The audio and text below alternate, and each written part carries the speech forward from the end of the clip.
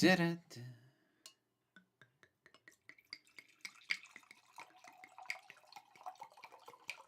Do-do-do.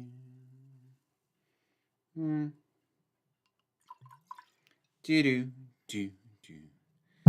Do-do-do-do. Da-da-da-da. Da-da.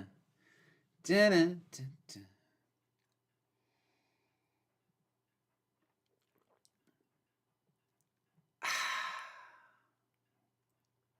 Refreshing. Hey, everybody. Hope you're doing well. Thank you all for joining me on this one. You need to learn the definition of liquor, Ms. Wicked Wolf. Not all alcohol is liquor. There is various kinds of beer, there is wine, there is liqueurs, and there is liquor. Liquor is a specific thing. It's not just any alcohol. Hope folks are doing okay. Booking your tattoo. Well, I hope that that goes well. And I hope that you enjoy the results. So, I'll say this up at the front. Not really much of a specific topic today, but while I will try and keep up with the chat, the one thing that guarantees that I will see and respond to your comment or question is to do it in the form of a super chat, which will also get you the little gay heart of appreciation. So I hope everybody is doing okay. Have a COVID booster tomorrow. Hope that goes well too. It seems like most people I know end up having a day where they just feel off after a COVID boost. I've actually never had that. I've never had that with any vaccines that I can think of. Like, I'll end up with a sore arm, but I can't remember any that knocked me on my butt the following day. Yeah. I'm really glad you enjoyed it, Ms. Wicked Wolf. Most people that I can tell have been really enjoying it, because I feel like this is worth saying at this point. Despite having made a video a few weeks ahead of the release of Wicked, basically saying, I don't understand why they made these creative decisions, and I think it's a mistake. I didn't want the movie to fail. It's actually pretty common for me to really kind of root for something to work, even if I don't think it can. What that video was about was me saying, this is what they're doing, and I don't think that's a good idea. If they make it work, fantastic. One of my favorite things is for an idea that I'm like, that isn't going to work, to actually work out well. That's wonderful. I haven't seen the movie, for the record. I'm in no rush to do so. I've got way too much other stuff going on. It's really hard for me to get to the movies these days. I really should have gone more during the summer because my local theater has matinees during the week in the summer. But once we're into the colder weather, which we are now, they don't do matinees except the weekends. And as a result, it's just really hard for me to make the time to get to the movies. There are multiple movies that I've missed. I really need to try, before the year's over, there's a handful of movies that are now on streaming that I missed in theaters that I need to try and get to. I need to try and get to Furiosa, Inside Out 2, because I've heard enough really good things about it. I feel like there was another one. Those are the two off the top of my head. Am I planning to do a trailer reaction for Wallace and Gromit: Vengeance Most Foul? Trailer reactions, I basically am not doing at all anymore. Moonlight, they just... Well, okay. At present, I'm not doing them at all because copyright claim has gotten way worse on YouTube. Pretty much no matter how you approach it, it has gotten so much worse pretty much across the board. It's just not worth it to me. What I might consider doing, but I'm slightly hesitant about, but what I might consider doing in the new year is having trailer reactions be a Patreon exclusive source kind of content. The reason I'm somewhat reluctant about that is because I don't like pay gating my content, but this basically would be a, well, if I don't put it here, then I can't really put it, on YouTube. So it's here or it's nowhere. So I don't know. I'd have to think on it. And like the other thing is, I'd have to start like plugging it as part of the Patreon, because otherwise I'm doing extra work and not making additional money on it unless I start plugging it. I don't know. I need to be careful to not make extra work that isn't going to actually benefit me. So I don't know. I need to decide what I'm going to do about that. I have seen the trailer. Looked good. But no, reactions are kind of dumb.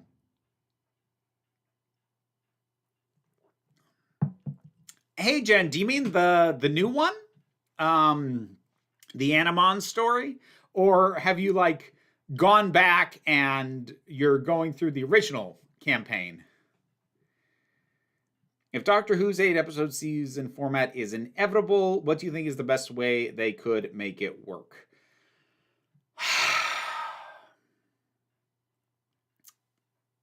I don't know. Because honestly, what might be the best thing for the show in terms of, if we take the 8 episodes as a given, as a non-negotiable, we can't fix that, then the choices that might be the best thing for the series or the franchise are things I don't want. So like a lot of people have said like, oh, well, they should do more serialized storytelling since, 8 episodes kind of fits with serialized storytelling better than episodic. But the problem, at least for me, is that a huge part of why I fell in love with Doctor Who, and a huge part of why I still love it, is that any given episode can be something completely different. And the idea of making a season more or less one continual serialized story, that loses that. It means that I know the next episode is just going to be a continuation of the same story, probably in the same vein, same tone. So it just... But I also have to acknowledge, if we're stuck with an 8-episode format, that's probably a good idea. But I don't want it. The thing that I want the show to be, which is episodic, is not a good fit for that format. So that leaves me in a position where I don't know. There are arguments to be made for things that could work, but they're things I don't want for the show. So, there we go. Isaac Barrett. Where'd I put the little gay heart? There we go. Thank you very much for the super chat. It is greatly appreciated. Here's a question. I know how much you love 73 Yards and Dot and Bubble. Do they crack the overall top 20? Off the top of my head, I don't know, because I don't know if I can keep everything like all up at once. Having said that, I mean, probably. I'm not going to commit to that, but probably.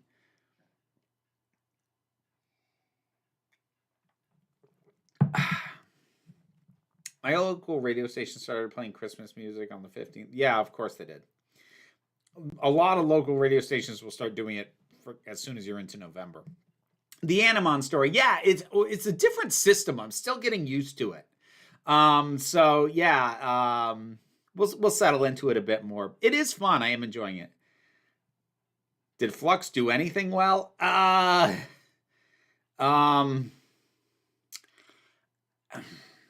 As a whole, not really. Some of the individual episodes are okay, but I would also argue Flux isn't really serialized, not properly. Like, people, when it was airing, people tried to argue, oh, you can't be super judgmental because it's going to be serialized, so you got to see the whole thing, and all of that nonsense, which I've debunked in a fairly recent video. But the thing is that it wasn't really that serialized, because episodes like Village of the Angels and War of the Sontarans like really had no place in that thing at all. And it almost leaned it closer to something like Trial of a Time Lord or The Key to Time, where there's like a framing device where these fit into, but it's kind of loose. Like, Flux was a little tighter than that, but not by a ton. Not by as much as as it would need to be, I think, to properly be considered serialized. Do you think Doctor Who should become less of an auteur-led project, like have it be more collaborative team, rather than having so much put on just the showrunner? I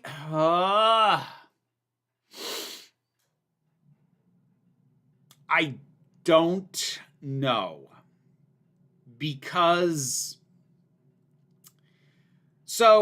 there's arguments to be made either way. On the one hand, if you spread out the responsibility, basically have a writer's room, as opposed to a single creative voice with a showrunner, then that can help even things out. But the thing is, that also runs the risk of just making everything feel samey. You get more big swings out of an auteur-led thing, and I love Doctor Who for that. Like, they don't always work, but I would rather the show continue to take big swings and we get those more with a single showrunner really leading the whole thing than we do with other stuff. Again, like, there's issues with either option.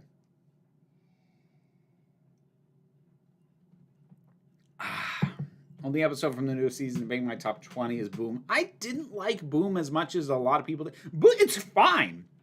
I don't dislike it, but I was not as blown away. I was not as blown away with that as a lot of folks seem to be. So, yeah. Flux did Sontaran on a horse very well, at least. That was a good image. I'll give it that. I liked your video about your name. Thank you, Jason. That one's doing shockingly well. It's funny, like, I kind of get motivated to do, those kinds of videos on the Vera Wild channel every now and then, if for no other reason than, I don't want the entire channel just to be nothing but toy reviews. So just to break those up, I'll do something like that, and then that stuff does really well.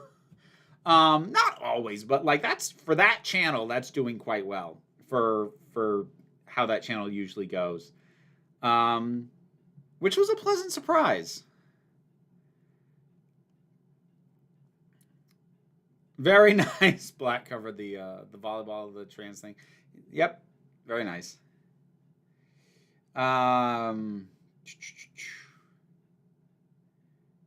My issue with Boom is the horde of ambulances coming over the hill at the end ripped me out of the viewing experience. I felt like I was seeing the hand of Moffat. That didn't even occur to me. Have you seen The Box of Delights? I'm not sure I've even heard of that, Adrian. UK Blu-ray of Legend contains 2 versions of the film, neither of which has the Tangerine Dream score or the shot of darkness laughing at the end. Oh, dang! That's weird, Rowan, because I have the DVD release that has the director's cut and the theatrical cut. The theatrical cut having the Tangerine Dream soundtrack and that shot at the end. Now, I'm weird because I like the theatrical version a little better, partially because I like that score better. I think the Tangerine Dream score feels more unique than the orchestral one. I don't personally plan to see Moana 2 Ms. Wicked Wolf. I might get dragged to it regardless, because my kiddo seems to be determined to hate watch it. And I might get dragged along to it because of that. We will see. Did you ever continue past season 1 of Inside Number 9? Nope, Isaac, I never did. That is generally one of the first things I cite where the fandom completely put me off the show. They really put me off the show. So, no, I haven't revisited it. And I probably would have liked it. I probably would have liked it a lot. It's a shame. And I know some people would say, well, like, just get over it and don't interact with the fandom. Like, at this point, like, that would have been decent advice, however many years ago when I did the first series. Like, don't make videos about it. Just watch it. which, like, that's a hard thing to do anyway. I monetize my viewing. That's literally my job. But, you know, at this point, even if I didn't make videos about anything else that I watched of Inside Number 9, still just knowing what that experience was like, putting my thoughts out there and what I dealt with as a result of that, it just makes me not want to engage with it. On no fault of the property. But I still don't want to do it. You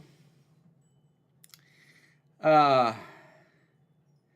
My nieces came over today and I thought it feels surreal. One of you kind of looks like me.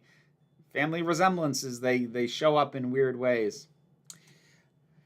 Coyote Azul. Have you ever watched any of the original Pink Panther films? A couple. I've seen... What have I seen? I've seen... Well, I owned Pink Panther Strikes Again growing up, so that's the one I've seen the most. I've seen Return of the Pink Panther. I think I've seen the original once. I think that's it, though. But I've seen some of them. They were fun. They were fun when I was a kid. They play very well to a immature sense of humor. I don't mean like sophomoric sense of humor necessarily, but you know, it's that kind of slapstick that plays very well to a kid. And I don't know how much I'd get out of them if I were to try and watch them now. I don't know, like maybe, but it's not high on my list to see more of.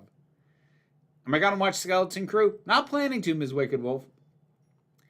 Can you please watch and review Lost Christmas? It's such an underrated film in my opinion, and my favorite Christmas film. I am not gonna make any promises, Kate. Like if you really want me to review something, you need to commission me through the Patreon. And even then, like it's not gonna happen this year. I'd probably get to it next year. But yeah, I'm not familiar with that one, and I've got too much on my plate to try and squeeze that kind of stuff in if I haven't been paid to do it.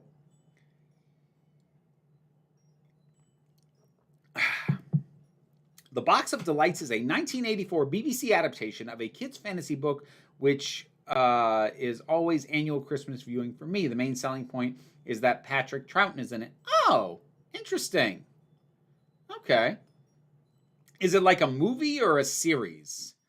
Like how much of a time commitment is it to watch? Because I have been, I feel real bad because I kind of just told Kate like you got to pay me, and then Rowan suggests something. I'm like, oh, I might watch that, but like it has kind of become a minor side project for me to watch movies that Doctor Who actors appeared in.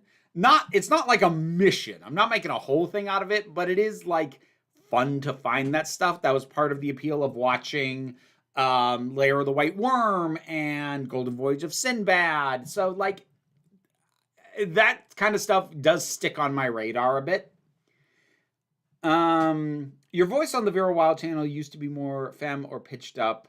Did you change to you're comfortable? I mean, I think a lot of it, Angus, was that, well, certainly if you go back to the early videos of that, I was a lot more self-conscious about, hold on, see if I can still do it.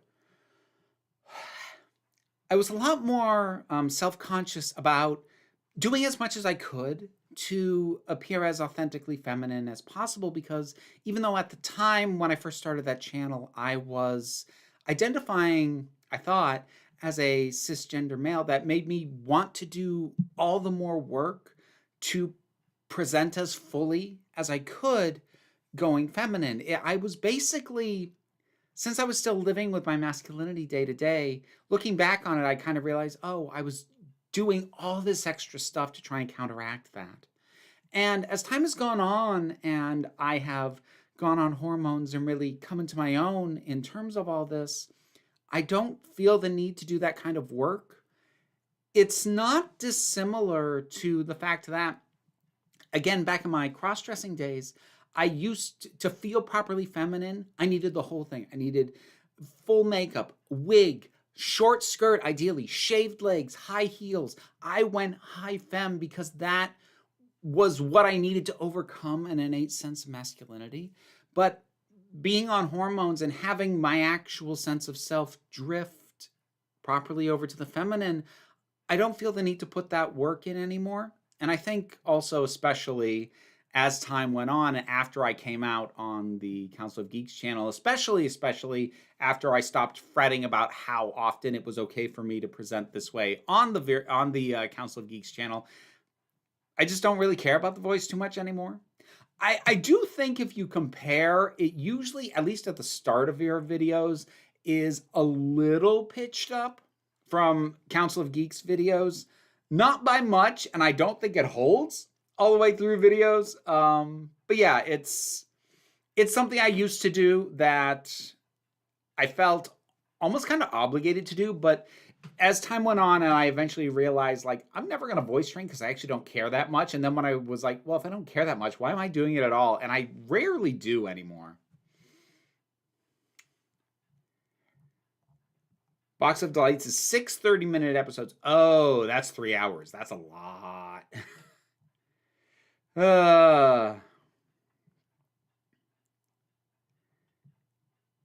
Let's see here. I have ears that stick out. I only found out I inherited that from my grandfather when I saw some of his childhood pics at his funeral. Yeah, funny how that works sometimes.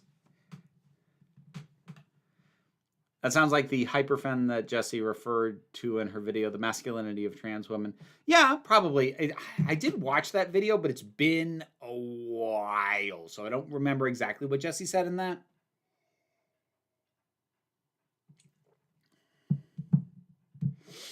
I much prefer your natural voice. The genuine tone is much more relaxed and free, so glad you're comfortable. Thank you. Thank you, Plunker. I don't really have a favorite Macy's Parade balloon, Jason. Like, I kind of watch it. It's like kind of a tradition thing for it to get turned on and put on the TV at Thanksgiving. But I don't really pay attention to it. It's just a thing that's on in the background.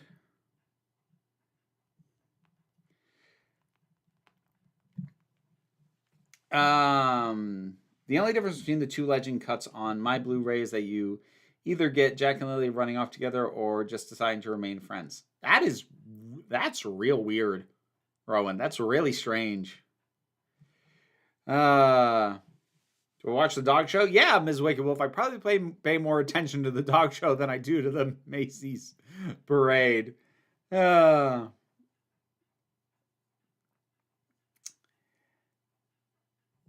don't remember which version of Legend I have on disc. Ooh. I do like that I have the DVD that had both the theatrical and the director's cut. And it was interesting to watch the director's cut, but ultimately to find out, like, oh, I like the version I grew up on better, actually. Which main character was so unlikable it ruined the whole show for you? I mean, here's the thing, Mr. Zacky Boy. The examples that I can think of were, like, I absolutely could not stand the main character. By and large, I didn't finish them. Like, I know I did finish Agatha all along, but it's because it was a limited series, so I knew I wouldn't have to stick with it. But if you want to talk about shows where I really loathed actually multiple characters, the OA springs to mind. I only watched 2 episodes of that because I was commissioned to. I freaking hated most of the characters in that show. And it made so much sense once I looked into the woman who starred in it, who was also one of the main creative forces behind it, because she had made the movie Another Earth, which I'd seen before, and I hate that movie because I hate her. And I don't mean she's a bad actress. It's not an acting skill issue. I hate that character so much. And once I realized that it was her in both Another Earth and the OA, I'm like, oh, it's the same problems. That's why I hate this so much. Do you think Will Smith needs to explain himself to the black community as to why he punched Chris Rock? Well, first of all, Black Cover, he slapped him. He didn't punch him. He slapped him. And that is really not for me to say. Like, truly, it is not for me to say what a black man who got into a physical tussle with another black man should do to make good with the black community. Like, that has zero input that should be given by me on that question. So, no opinion at all. Supreme Omega. Why do I keep putting the heart in weird places? Hello, on Stranger Things, there was something special about season 1, and though there have been good stuff afterwards, the magic of season 1 has been hard to recapture. Oh yeah, season 1 of Stranger Things is by far the best thing. Now, most of the good stuff that's come out, that's happened since season 1, has been character specific. Like, the best stuff with Steve came out after season 1. Robin wasn't introduced until season 3. She's great. Max wasn't introduced until season 2. She would eventually be really well used and be great. But yeah, as a complete package, season 1 is miles better than the rest of the show. It just is. And I think a big part of it, especially with the second season. The first season was great because everything was there because it needed to be there for the story to be as good as it did. And then we got to season 2 and a whole bunch of things that were there because they were in season 1. Like, this is an issue that happens with a lot of shows that have a really tight first season and then keep going, because everyone was introduced in the first season because they had a role to play, they had a reason to be there, and they enhanced the story. And now in season 2, odds are you're going to come up with a story that has good use for some of them, and others are just hanging around because they were main characters before, and we still got to do something with them. Mike suffers from that massively. He has been useless since season 1. I asked because I remember a black TV host, I forget whom, said that he did. Again, I have no opinion. Have reviewed, or is it in the review queue? Beyond Journeys, and I don't know if there's typos in there, Jesse. I'm not quite following the question. None of the parts that I'm recognizing look familiar, though, so I'm going to say no, probably not. The Penguin or Gotham? Personally, black cover, Gotham. Penguin is great. And it's probably a better overall product. I've got such a soft spot for Gotham, though. When that thing was good, and by good I mean batshit, it was phenomenal. I love Gotham so much. It's trash. Gotham is absolute trash, and I love it to death.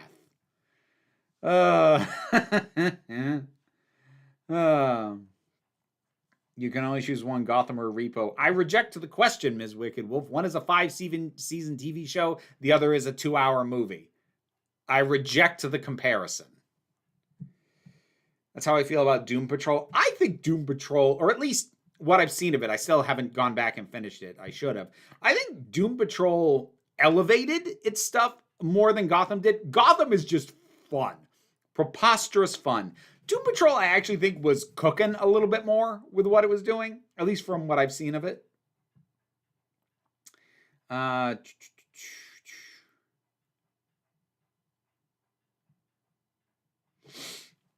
Freerens. Oh, okay. So I guess that wasn't a typo. It was I guess it was the name of the person who made it. It's an anime with an elf outliving the adventure party. I haven't even heard of it, Jesse, so it's definitely not on my radar. I reject your reality and substitute my own. Best Adam Savage quote ever recorded. Your coining the phrase "my kind of trash" really helped sum up my thoughts on Cruella. I can't imagine I coined that. like I've settled into that phrase, and I really enjoy it. But I can't be the first one who said that.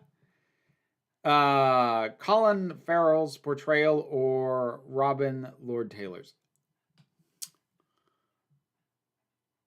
I would go with Robin.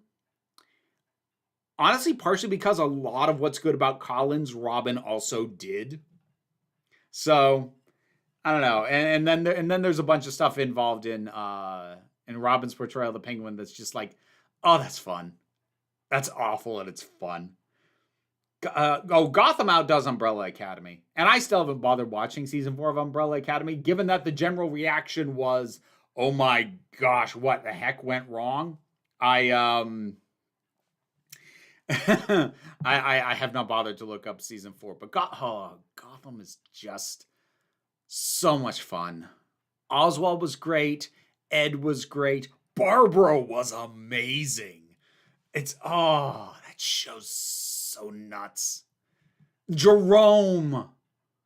Oh, I do think, honestly, at this point, possibly my favorite Joker. And I know technically he's not the Joker. Buzz off. Yes, he is. Functionally, he is. And I think he might be my favorite. I think he might be my favorite portrayal of the Joker. I love Jerome. He was the best.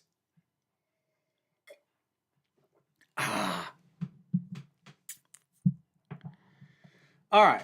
Discord, thank you for the reminder, Carolyn. So I'm going to pop on over to the Council of Geeks Discord. Reminder, that is a Patreon exclusive perk. And I'm going to try and get through these as quickly as I can. Ooh, I might. Okay. I think I'm going to skip between some of these just because the first 3 are all kind of heavy. And I don't think I want to do those back to back to back. So I'm going to do those, and then I'm going to jump to some others, and then we'll circle back. What are your thoughts on the 4B movement? I think it's understandable, but will either do nothing or just make right-wing men feel vindicated. Well, first of all, the right wing, especially the online right, the alt-right, everything, they will twist everything to be a vindication of their views. Like, so that I don't even care about. I don't worry about, at this point, feeding into, like, the views of people like that. Because they think what they think, and literally anything I do, I don't care about staying on the good sides of those people, and I don't care about other people staying on the good sides of those people. They don't have a good side. So I'm scrapping all that. If people don't know, I forget what the B's actually stand for, but it's sort of I think it was in Korea, South Korea. I forget where it originated, but this notion of women basically cutting off cishet men, being like, no, stuff is going on that is horrible for us. Until it starts getting fixed, you don't get any. You don't get dated. You don't get laid. You don't get there. I don't know how successful it's been in the areas where it's come up. Obviously, it has historical precedent with stuff like Lysistrata. I can't imagine that a high enough percentage of the population is going to take part for it to matter. If it's something that helps those women feel like they are taking some degree of control back for themselves, then I think there's merit to it. As an actual, as a vehicle for political change, no, I probably don't think it'll do much. But on a personal level, you go, girl. Okay, so this is a spoiler question about Arcane Season 2. Now, it's a spoiler about, it is kind of about the latter half, but it's talking about an event that happened in Episode 6. So if you are at least up to Episode 6 of Arcane Season 2, then you know what this question is about. What do you think of the fact that Isha wasn't mentioned after Episode 6 other than Jinx's reaction to it? It was weird that no one even said her name. Yeah, that there's a fair bit about Arcane Season 2 that does not work, and I think I'm probably going to try and do a larger video about that. But that is one of many things. Like, a character who is established as being important, and I think developed in a way that, like, I buy it. That character is gone, and it barely impacts anything. And that seems really messed up, given how what happened to characters in season 1 always had massive ramifications, and it just barely does. Yeah, there's a lot of frustrating choices that went on with Arcane season 2. Death or cake? Depends. Who's death? Which cake? Taking a punt on the answer to one. Which cake? Tres Leches. Both Arcane and Fallout have been nominated for Best Adaptation by the Game Awards this year. Which would you vote for? Depends on whether the nomination is for Arcane Season 1 or Arcane Season 2. If it is specifically for what came out this year, which is Arcane Season 2, Fallout gets it. If we are comparing Season 1 to Season 1, which I think in a broad scope is what you should be comparing, Arcane is better than Fallout. Not by a ton, but it is. But if we're comparing Fallout Season 1 to Arcane Season 2, Fallout Season 1 is better. All right, circling back. Would you be an anti-capitalist if you lived in a strong social democracy with all the worker and civil rights protections that implies? When progressives call themselves anti-capitalists, I always wonder if they mean they reject this system entirely or would be okay with a post-war consensus-style setup, but with more rights for women and minorities. So, all right, here's the thing. My specific position, and I've said this before, is that capitalism can, or rather could have, worked with sufficient restraints on it. What does not work is unfettered and unrestricted capitalism. And as the guardrails that were in place at earlier points in time have been dismantled, largely deliberately, then it has reached a point where I think at this point in time, I don't think the system is reparable. Not really. I think too much damage has happened, and I don't think you can crowbar it back to an earlier point where the guardrails were in place to keep the worst excesses and impulses of capitalism at least slightly restrained. Reagan deregulating stuff is at the heart of so much that has gone wrong in America and the world in general. And if we could roll back the clock and stop that from happening, no, I might not be an anti-capitalist, but that is what happened. And I don't think we're going to be successful in wrenching it back there because the power is held by the moneyed class, and the moneyed class will ensure that we have politicians in power who do not desire a restricting of capitalism. So I think at this point, it has gone so far afield, we need to scrap the whole damn thing. Will that happen? I would be surprised, but yeah, philosophically at this point, I am anti-capitalist. That is more by practical need than by pure philosophical backing. Have you watched the pre-release clip for the Doctor Who Xmas special? If so, any thoughts? I did, and no, not really. I didn't make a video on it because I'm like, okay, cool. I have no thoughts on that. It is a part of a scene out of context. I kind of get the idea of what's going on, but since I'm not the kind of person to comb through and go, oh, I think that since we're seeing this, it means the plot's going to be this and they're bringing in this. Like, if I was a speculative style channel, I could have definitely feasted on that clip, but I'm not, so I can't. So there we go. Have you ever thought about making a best multi-part Doctor Who story rankings or something similar like the worst final part to 2-part stories? Not really, because I think the topic would be too niche to be successful. And while I try not to have the algorithm completely dictate what I do have to I do have to watch getting too specific, because I know that does hurt the outcome.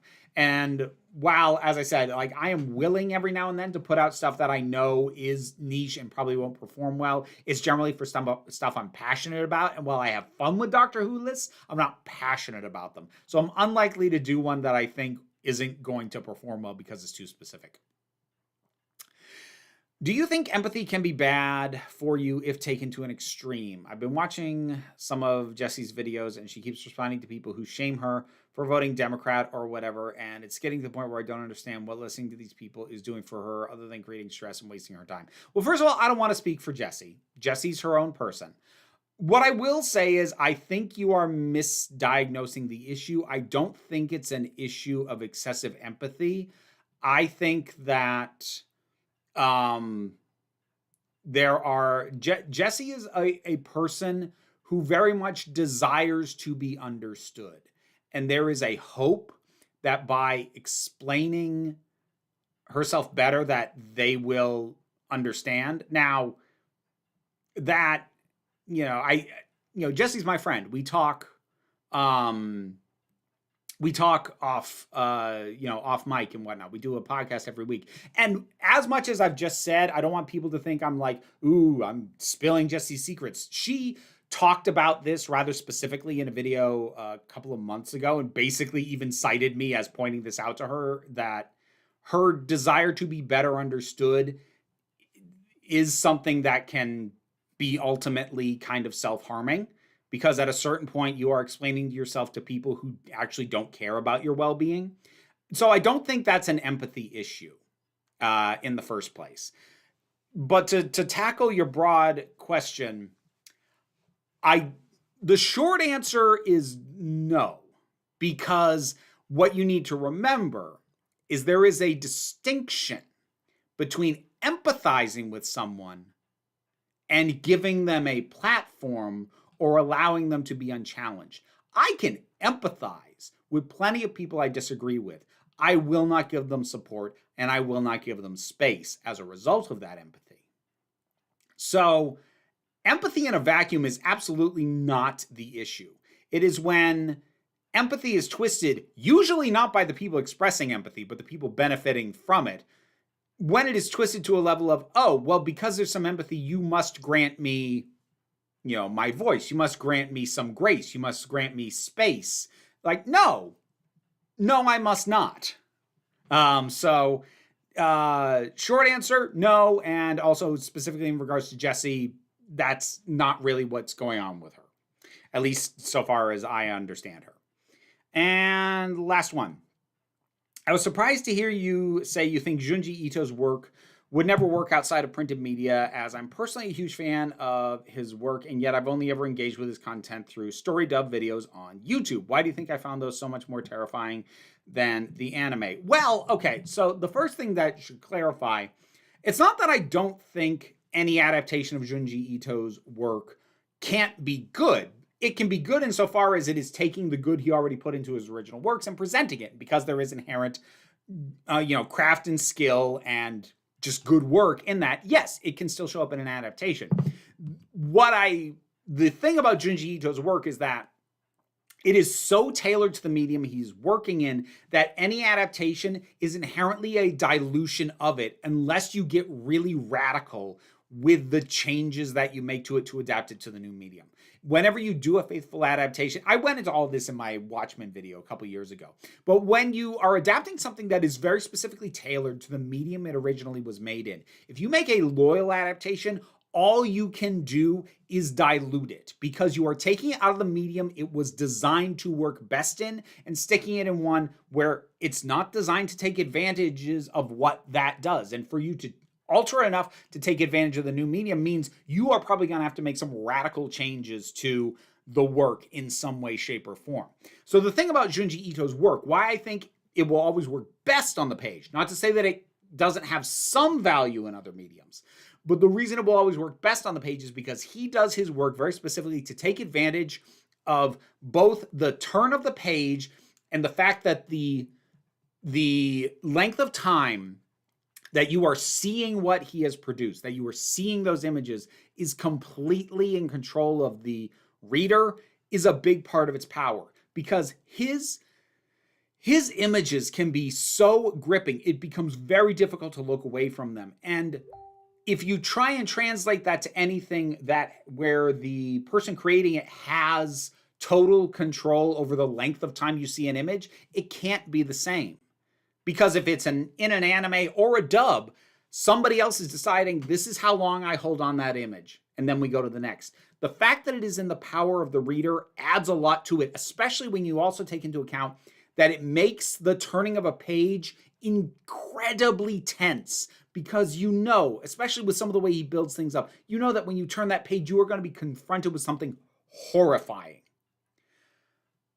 And it becomes your responsibility to make the choice of when to do that. And maybe you delay it, or maybe you try and get it over quickly. But the fact that that is in your control as a reader is an actual part of the experience. It's kind of the meta game of manga that Junji Ito is playing. And it gets diluted. It gets lost in any other medium. So I'm not surprised that you still get something out of story dub videos of his work, because like there's plenty there that'll work in any medium, but it will never work as well as it does on the page, because it's very, very, very much designed to work there. And last one.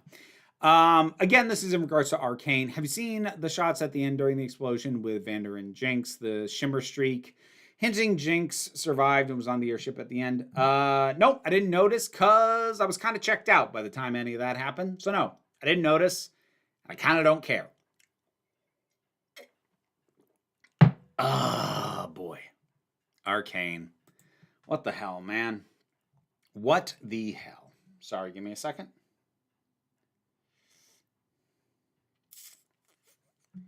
All right. Ooh.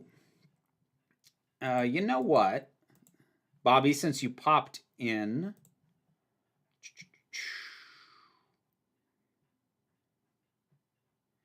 let's, there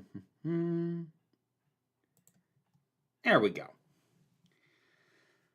All right, I am back in the main chat. Looks like we've had one more super chat come in. Supreme Omega, once again. First season of shows often have a great hook. Who killed Laura Palmer? Where is Will Byers? Save the cheerleader. Second seasons can't really replicate it. Well, part of it has to do, it's actually in some ways kind of analogous to the sophomore slump with albums. A lot of second albums aren't great with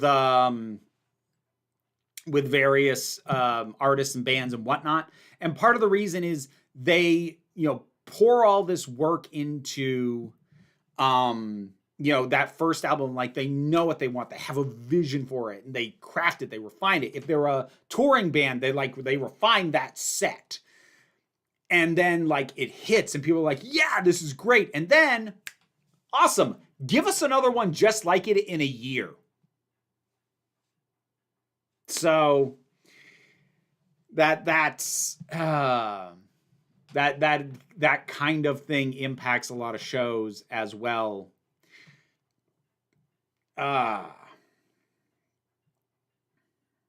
Sorry for such brutal questions. I'm a bit unwell still. I'm sorry to hear that, 255. I hope things improve for you soon.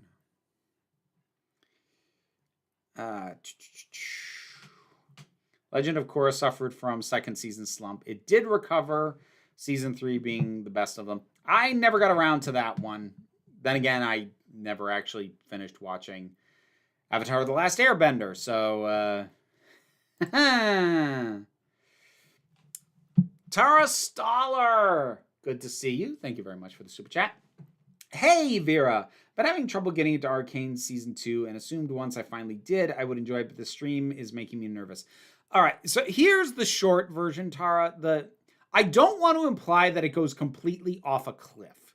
It doesn't. This is not a Game of Thrones situation where, like, decisions were made that it's like that doesn't even make sense for these characters to be doing. It is not that.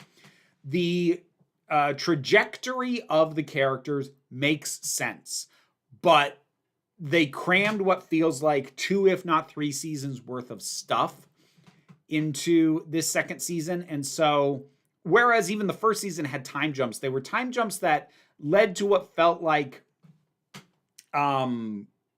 rational, natural outcomes for what happened to these characters down the line. Whereas this one has time jumps and it leaps forward and it brings in, it, like, the scope gets too big and it loses sight of the characters. The character choices are still good. Like, if this exact same plot of season 2 was done over more time, I don't think there's anything inherently wrong with it. I think the way it is presented is the problem. And it's still gorgeous. Don't get me wrong, it is still gorgeous. So the general impression I'm getting is that the people who seem to like it the most are the video game players who are really into the lore, which you didn't need to be to enjoy the first season. And it's kind of feeling like you need to be to enjoy the second season, or at least appreciate what it's doing a bit more. And I'm not, so I don't.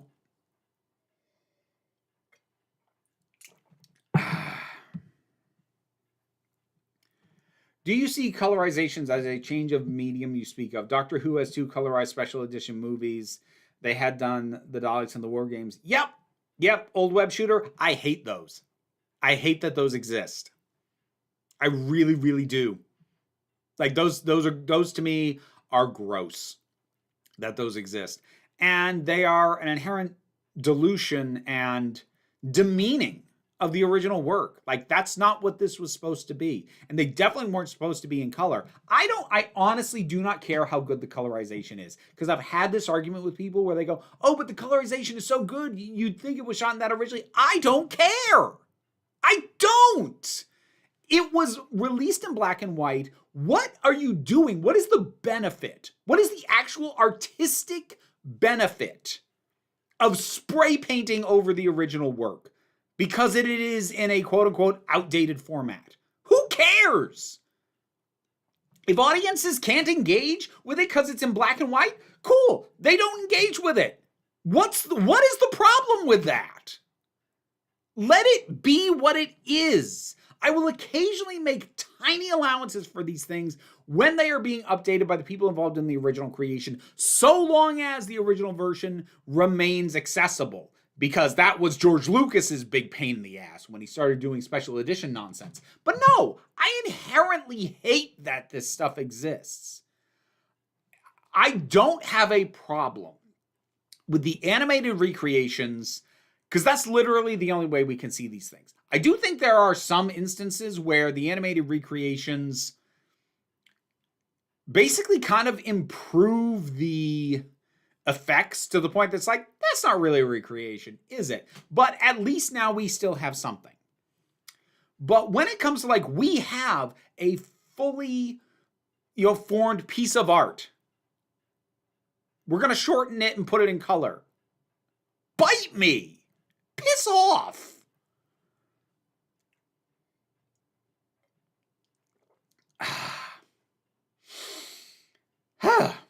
Vera, I just wanted to say thanks for your recent video on names. For people who don't know, that was on the Vera Wild channel as opposed to Council of Geeks.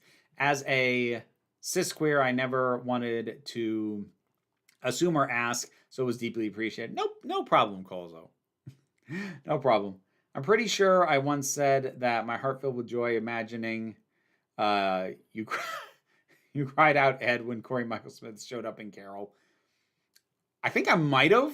When I rewatched that movie, I might have.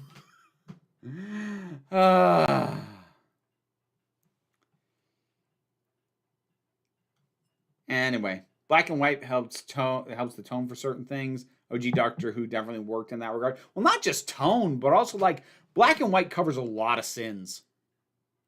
Not to put too fine a point on it, but a lot of, not all, but a lot of the black and white stuff from the Hartnell and Troughton era looks better than the Pertwee or early Tom Baker era, because being in black and white covers up so much of the jankiness in regards to, colors not quite matching, textures not looking quite right. Like, knowing that it's not going to be in color just allows you to get away with a lot more when you are working on a limited budget.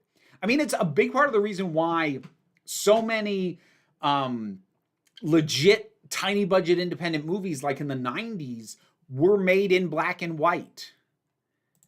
And, stuff like Clerks it's in black and white because it was cheap. It was shot on film, and it was cheaper to get black and white film. But it also looks better as a result because you have to be so much better at lighting, set construction, and just about everything when it's in color. You have to be better. You get away with a lot more in black and white, and Doctor Who benefited from that. Do you think you will see the live action Moana? Do you think you will see the live action Moana? Nope. I can't say it. Does that answer your question? Aye.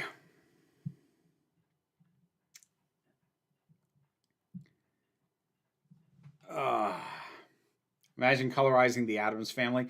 Fun fact about the Addams Family set, there was a lot of pink on it because pink popped in the black and white.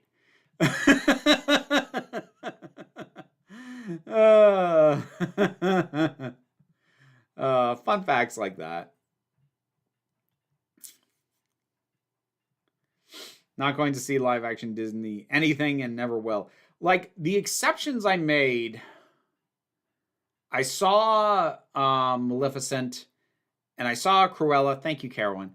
And I made exceptions for those because they weren't strictly speaking remakes. They were at least different takes on the material. Not good, at least not all the way through. Maleficent has an amazing first act. Unfortunately, it falls apart after that. But like those I made an exception for, but the straight up remakes, no. God, no, never.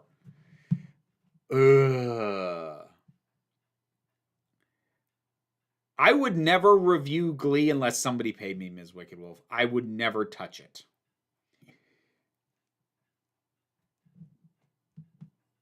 Oh, Lilo and Stitch. Oh, and the trailer for the live action How to Train Your Dragon made me so angry. Just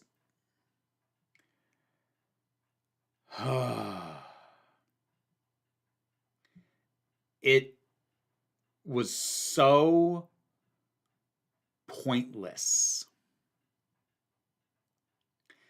to the point of whoever the actor is who's playing Hiccup was doing an impression of Jay Baruchel. I forget his last name, but he's just doing an impression of him. And they literally have the same actor for Stoic, and they did not alter the designs of any of the dragons. They just made them more textured. And they literally recreated a bunch of the shots. And it's the same goddamn music score. And depressingly, it's the same director. What a waste of his time and talent.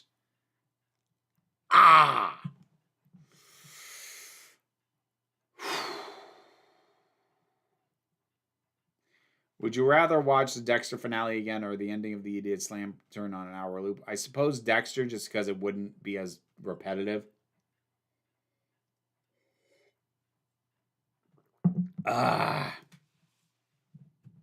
Anyway, so stuff coming up. I will be streaming on Twitch tomorrow at 12:30 Eastern time, Eastern Standard Time. And I will be trying out a game called The Wear Cleaner. So that'll be tomorrow on Twitch. Saturday's video, which is currently up in early access for both YouTube members and Patreon supporters, is a ranking of the sonic screwdrivers, which people have been asking me to do for a very long time.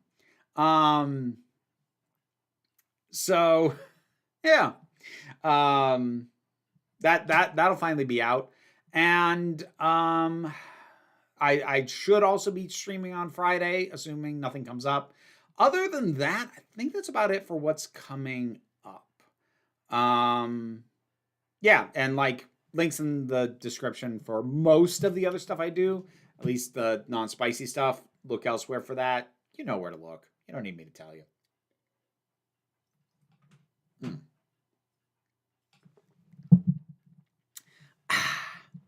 That was good water. So thank you all very much for joining me. And I hope you all take care of yourself. Be careful out there. Those of you who celebrate Thanksgiving, I hope you have a lovely one. Make it a celebration of food and your family. And remember, fuck the Pilgrims. They sucked. I say that as a direct descendant of 3 of them. Fuck them. Otherwise, have a lovely Thanksgiving. And I hope that you all take care of yourselves. Be well, be safe, be kind, and remember that you are beautiful, you are valid, and you are loved. You're the council. I'm just running the meetings, and until next time, this council is adjourned. McCavity!